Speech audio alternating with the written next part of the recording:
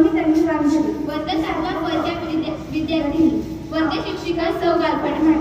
तीर्थी तोंडा पाणी देव रोपडा सज्जनी असे सांगत आयुष्यभर अस्वच्छतेविरुद्ध व अंधश्रद्धेविरुद्ध लढा देणारे थोर समाज सुधारक कर्मयोगी राष्ट्रसंत गाडगे बाबा यांच्या जयंती निमित्त आयोजित कार्यक्रमात उपस्थित सर्व मान्यवर शिक्षक बंधू भगिनी व सर्व विद्यार्थ्यांचे मी हार्दिक स्वागत करते. आज 23 फेब्रुवारी बाबांच्या जयंती निमित्त आपण सर्वजण त्यांच्या विचारांना उजाळा देण्यासाठी येथे एकत्र आलो आहोत. आजच्या कार्यक्रमाचे मुख्य आकर्षण म्हणजे ज्यांनी स्वच्छता तिथे देव हा संदेश दिला त्या संत गाडगे बाबांच्या व माता सरस्वती यांच्या प्रतिमेचे पूजन करावे अशी मी मान्यवरांना विनंती करते. दीप ज्योती परम ज्योती दीप ज्योती परम ज्योती दीप ज्योती जनार्दना दीपो हरतु मे पापम दीप ज्योती नमोस्तुते शुभं करोतु कल्याणं आरोग्यं सुखसंपदा द्वेषबुद्धि विनाशाय आत्मज्योति नमोस्तुते आत्मज्योति प्रदीप्ताय ब्रह्मज्योति नमोस्तुते ब्रह्मज्योति प्रदीप्ताय गुरुर्ज्योति नमोस्तुते.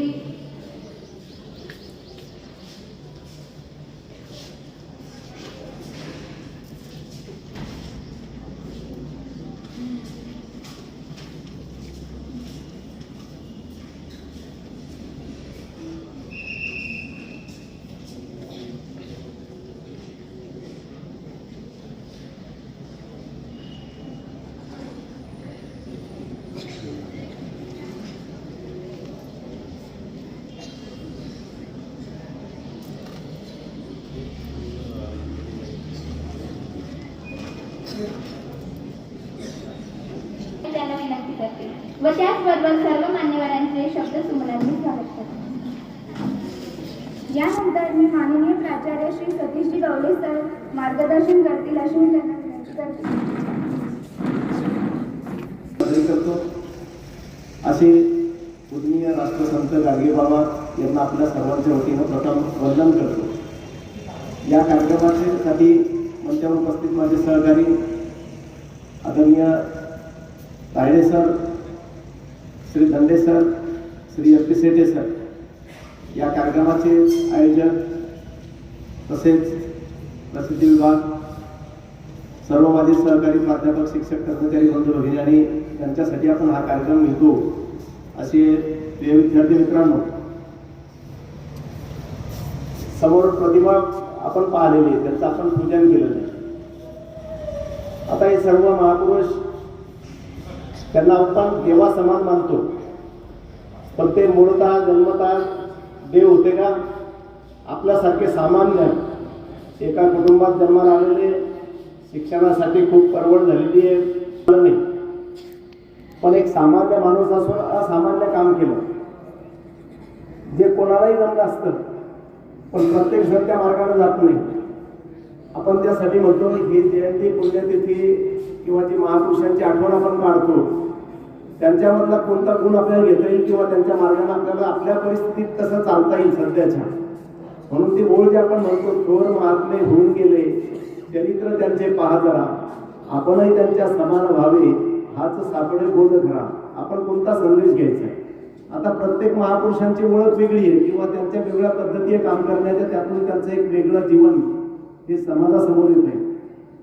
गाडगे महाराजांचं एक लक्षात घ्या, शिक्षण कमी असतानाही घेता आलं नाही, घरची परिस्थिती, अशाही परिस्थितीत समाजासाठी कोणती आवश्यकता आहे त्यावेळेस अत्यंत शिक्षणाकडे परिस्थिती नव्हती. सर्वसामान्य समाज पाहिजे त्या पद्धतीनं शिक्षण घेऊ शकत नव्हता, गोरगरीब समाज. त्यांच्यासाठी शिक्षणाची व्यवस्था कशी करता येईल? गोरगरीब मुलांना शहरात जाऊन शाळांची संख्याही कमी होती, तिथं राहण्यासाठी काही वसतिगृह उभे करता येईल का? अंधश्रद्धा एवढी फोफावलेली होती की अंधश्रद्धेतून हा समाज बाहेर कसा काढायचा? कुठेही एखाद्या तब्येत बिघडली, ताप आली लहान बाळाला कुणाला, तर दवाखान्यात नेण्याऐवजी एखाद्या मांत्रिकाकडे न्यायचे आणि अनावश्यक वेळ जाऊन अनेक वेळेस त्या मुलांमध्ये जीव जाण्याची शक्यता किंवा प्रमाण वाढताना त्याला दिसत होतं. म्हणजे योग्य मार्गाने लोक शिक्षण देण्याचं काम या महापुरुषांनी केलं. म्हणजे जातीभेदाचा असो, अंधश्रद्धेचा असो, शिक्षणाची तळमळ, वसतिगृहाची व्यवस्था आणि सर्वात महत्वाचा एक मुद्दा त्यांनी आणखी घेतला की आरोग्य कशाच्या ठायी आहे ते स्वच्छतेच्या. म्हणून स्वच्छता आणि मानवता या दोन मुद्द्यावर, या दोन मूल्यांवर आधारित पूर्ण आयुष्यभर त्यांनी काम केलं.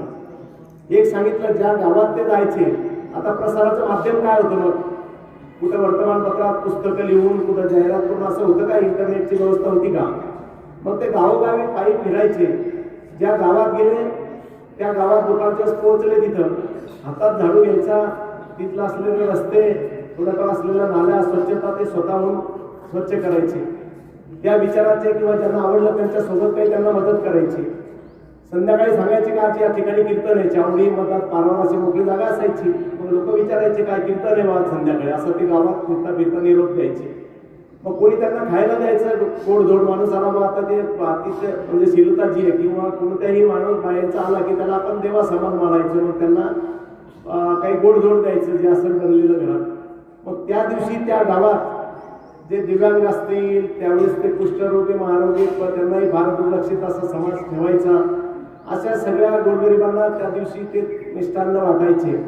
आणि खऱ्या अर्थाने ज्या ज्या दिवशी गाडगे बाबा ज्या गावात जात असतील त्या दिवशी त्या अशा लोकांना दिवाळी आणि दसरा असा सण असायचा त्यांचा.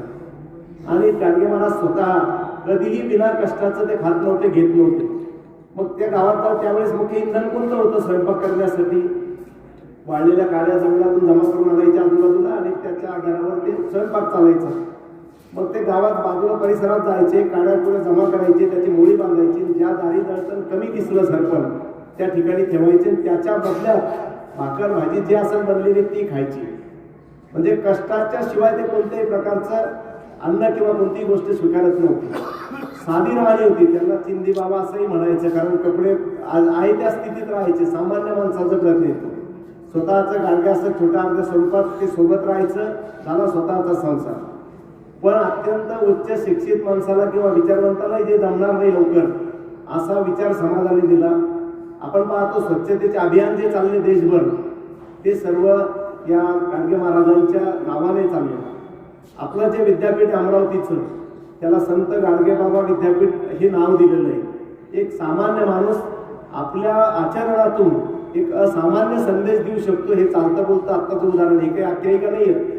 हे आता म्हणजे आत्ताच्या काळात आपल्या आदल्या पिढीत हे काम केलेले असे सगळे संत मंडळी आहेत. त्यांना संत का म्हणतो आपण, कारण त्यांनी मानवतेचं काम केलेलं आहे, मानव कल्याणाचं काम केलेलं आहे, किंवा एक आयुष्यभरासाठी कित्येक पिढ्या पुरेल असा एक मोलाचा संदेश दिलेला आहे. आपण काय घेऊ शकतो विद्यार्थी म्हणून, आता आपण हे स्वच्छता आणि मानवता या दोनच गोष्टीवर त्यांनी जे आपण आपल्याला घेता येईल आता ती गोष्ट. आता आपलं जे काम आहे ते प्रामाणिकपणे निष्ठेनं करणं. आता आम्ही सध्या विद्यार्थी आहोत, मग आमचं काम काय आहे, नंतर आपण एक नागरिक म्हणून समाजात राहणारा, एक समाजाचा घटक म्हणून, एक देशाचा नागरिक म्हणून तर सगळ्या कर्तव्याची जाणीव करून देणारं पेरणी या व्यक्तीच्या आचरणामध्ये. म्हणून सध्या आपण एक पाहू शकतो की हा एक प्रातिनिधिक, आजच्या दिवशी आपण स्वच्छता केली म्हणजे झालं असं नाही. आपण जिथं राहतो, शाळेत किती कालावधी, घरी, परिसरात, तो सगळा स्वच्छ असला पाहिजे. स्वच्छ काय पाहिजे त्याच्या मागचे अनेक कारण आहेत. आता आपण पाहतो लेट्स चेंज म्हणून एक उपक्रम आपण राबवला की बाबा स्वच्छता होऊच द्यायची नाही, त्यामुळे स्वच्छतेचे प्रश्नच नाही. तुम्ही सायकल चालवता, नियम बाह्य कोणत्याही बाजूला जोरात कशी चालवता, पडता, हातपाय मोडला एखाद्या वेळेस चुकून, तर नंतर त्याची जोडजाड करण्यासाठी अथक परिश्रम करता. या दवाखान्यात जाय, त्या दवाखान्यात जाय, अति सेवा करतो नंतर आपण. पण आधी काळजी घेतली की मी पडणारच नाही, शांतपणे व्यवस्थित चालवी म्हणजे पुढचं कामच पडत नाही. तसं आज स्वच्छता होऊच द्यायची नाही, मग स्वच्छता करण्याचं काय काम पडेल. म्हणून आपला शालेय परिसर, आपला वर्ग, आपला व्हरांडा समोरचा, आपण जिथं राहतो ते घर, आपल्या घराच्या बाजूचा परिसर, हे माझं कर्तव्य. कोण करत ते नाही करत त्याचं नाही पाहायचं मला, मी स्वच्छता स्वतःहून ते काम करणार आहे. म्हणून आपला परिसर आता मी पाहतो 4 दिवसापासून आधीपासून खूप म्हणजे एकदम स्वच्छता आता राहायला लागली. आपली मानसिकता बनते. आपला वर्ग पण पहा, कुठं फारसं जाळं दिसत नाही, खाली डेस्क बेंचवर काही लिहिलेलं दिसत नाही, आजूबाजू रांगेत कागद पडलेला दिसत नाही, आणि परिसरात पण आपल्याला बऱ्या अंशी आता बदल झालेला आहे. म्हणजे आपण आता बदलतोय आणि ही बदलणं आपल्या स्वतःसाठी, आपल्या कुटुंबासाठी, आपल्या देशासाठी सर्वात महत्त्वाचं काम आहे. म्हणून आम्ही शालेय विद्यार्थी म्हणून आतापासून आमची मानसिकता ती आम्ही पक्की करतोय. आज फक्त प्रातिनिधिक स्वरूपात आम्ही स्वच्छता असं करत नाहीये, पूर्ण आयुष्यभर 365 दिवस गुन्हेगार सर्व म्हणजे आयुष्यभर आता आम्ही हे व्रत स्वीकारलेलं आहे. कारण तो संदेश आहे, खऱ्या अर्थानं त्यांना ते बंधन ठरेल. त्यांना देव बनवून चालणार नाही आपल्याला, त्यांच्या कर्तृत्वाला ते कृतज्ञतेला नमन आहे आपलं. आम्ही त्याला देव स्वरूप नाही मानत, कारण देव म्हटल्यावर म्हणतात त्यांनाच जमतं, ते आम्ही माणसं आहोत. ते माणसं असूनही देवपदाला पोहोचले, ऐक नाही. म्हणून त्यांचं कर्तृत्वाला आम्ही नमन करतोय आणि ते कर्तृत्व आम्ही त्यांच्या बरोबरीनं किंवा त्याचे वारसदार म्हणून आमचं काम आहे की त्यांनी चालवलेला वारसा हा पुढे न्यायचा आहे. तेच त्यांना खऱ्या अर्थानं ते अभिवादन ठरेल. म्हणून आपण सगळं आज जे ऐकतायत सगळे विद्यार्थी लक्षपूर्वक, त्यांनी हे अंगी बाळगा. आपलं घर, आपला परिसर, आपली शाळा, आपल्या शाळेचा परिसर माझ्याकडून स्वच्छ होणार नाही. आता मी काही विद्यार्थी पाहतो प्रार्थना चालू असताना रांगेत उभे राहताना एकदम बाहेर येतात. रांगेत सगळं सूचना देण्यापूर्वी, सुरुवात होण्यापूर्वी रांगेत सगळे उभे राहत असताना, फॉर्मेशन चालू असताना एकदम येतात, एकदम कागद उचलून लगेच नेऊन टाकतात तिथं. म्हणजे स्वतःहून कोणते आमचे शिक्षक सांगत नाही आणि त्यांना कमीपणा वाटत नाही. कारण स्वच्छता हे श्रमप्रतिष्ठा, हे सर्वात महत्त्वाचं मूल्य आहे. त्यामुळे वैज्ञानिक दृष्टिकोन सुद्धा आपण जो पाहतो त्यांनी दिलेला, अंधश्रद्धा जे डोळस यात आपण सगळे शिकलेलो आहोत. विज्ञानाच्या कसोटीवर जे सत्य आहे त्यालाच आम्ही स्वीकारतो आणि शिकलेले त्यालाच म्हणतो आम्ही. आणि जे शिकूनही चुकीचं वागतात ते फक्त लिहिता वाचता येतं त्यांना समज आलेली नाही, ते शिकलेलेच नाही आहेत, सुशिक्षित नाही आहेत. म्हणून आम्ही शिक्षणाचा परिणामच तो आहे की आमच्या आचरणात दिसतो. म्हणून आपण सगळे सुशिक्षिततेकडे जाणारे आपण सगळे विद्यार्थी आहोत. कारण हे वातावरण आम्हाला संस्कार देतं इथं आदर्श विद्यालयाचं. त्यामुळे आपण जे मेहनत घेतो ती खऱ्या अर्थानं आपल्या जीवनात उतरायची. आपल्याकडे पाहून अन्य समाज सुद्धा त्या अर्थानं पाहतो, असं आपलं चरित्र बनवायचं. हीच खऱ्या अर्थानं गाडगे महाराजांना आपलं एक अभिवादन असेल. आजच्या या दिवशी त्यांच्या ज्या 2-3 गोष्टी सांगितल्या मी, स्वच्छतेचं, शिक्षणाचं आणि सगळ्या खऱ्या अर्थानं आपल्या मेहनतीवर विश्वास. आम्हाला चुकीचं नको, कष्टाची बरी भाजी भाकरी, तूप साखरेची चोरी नको. आज हे प्रमाण वाढतंय. म्हणून आपण आपल्या प्रामाणिकपणावर, मेहनतीवरच विश्वास ठेवून आम्हाला पुढे जायचं आहे आणि त्यातच निसर्ग आपल्याला साथ देतो. इतर प्राणी, पक्षी, पशु पहा तुम्ही, निसर्गाचा प्रमाणात आणि त्याला उपद्रव होऊच देत नाही असं वागतात.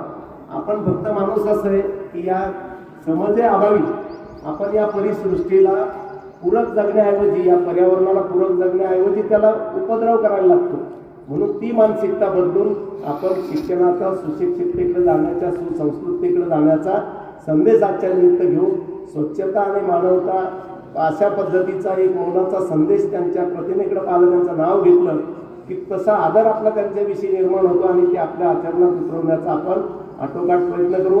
आजच्या दिवशी वर्ग शिक्षक म्हणून आपल्या वर्गात गेल्यानंतर त्यांच्या मदतीने आपला वर्ग तात्पुरता प्राथमिक स्वरूपात आणि तो एक संदेश मनापासून घेण्यासाठी काही फोटो घेऊ. मैदानामध्ये जे वर्ग असतील त्यांच्या स्वच्छतेचे जे वर्ग शिक्षक आहेत त्यांनी सुद्धा 1-2 फोटो त्या स्वच्छतेचे घेऊया. एक वर्ग विशिष्ट मागच्या पद्धतीला आपण आपल्या रचनेप्रमाणे नेऊ. तिथं सुद्धा एक आजूबाजूला समाजाला संदेश आजच्या निमित्त त्यांना अभिवादन होईल संत गाडगे महाराजांना. असा आपण आज उपक्रम करूया आणि खऱ्या अर्थानं त्या कृतीतून सुद्धा आपण आजच्या दिवशी त्यांना जयंतीनिमित्त त्यांच्या एक शुभ कार्य सुरुवात आजच्या दिवशी करूया. सर्वांना या त्यांच्या कार्याला नमन करतो आणि सर्वांना आजच्या या जयंतीनिमित्त शुभेच्छा देतो. आजचं संचलन करणारे आयोजक सर्व मंडळी यामध्ये सहभागी झाले आणि सर्वांनी आजचा या कार्यक्रमाचा उद्देश, हेतू समजून घेतला आणि आचरण करण्याचा संकल्प केला असं गृहीत धरून थांबतो. धन्यवाद.